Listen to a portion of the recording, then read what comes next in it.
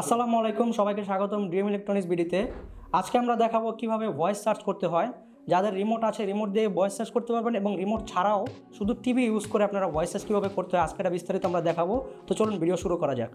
তো এখন আমরা দেখব কিভাবে আসলে একটি টিভিতে আপনারা রিমোট ছাড়াও ভয়েস কন্ট্রোল দিয়ে টিভিটা ইউজ করতে পারবেন, ইউটিউব ইউজ করতে পারবেন, সব কিছু। তো এর জন্য প্রথমে আপনারা দেখবেন টিভির নিচের অংশে এরকম একটি বাটন থাকবে।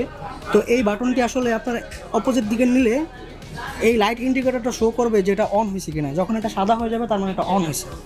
তারপর আপনারা চলে যাবেন এখান থেকে টিভির সেটিংসে। টিভির সেটিংসে যাওয়ার পর এখানে একটা অপশন পাবেন প্রাইভেসি নামে। এই অপশনে যাওয়ার পর দেখবেন গুগল অ্যাসিস্ট্যান্ট নামে একটা অপশন আছে।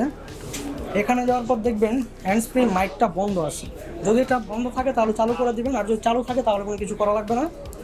এরপর আপনারা দেখবেন, যদি আমি এখন হোম বাটনে যাই, hey Google play me a song, automatic Google সার্চটা নিয়ে নেবে। এইভাবে আসলে আপনারা টিভির মাইক্রোফোন ইউজ করে ভয়েস সার্চটা ইউজ করতে পারবেন।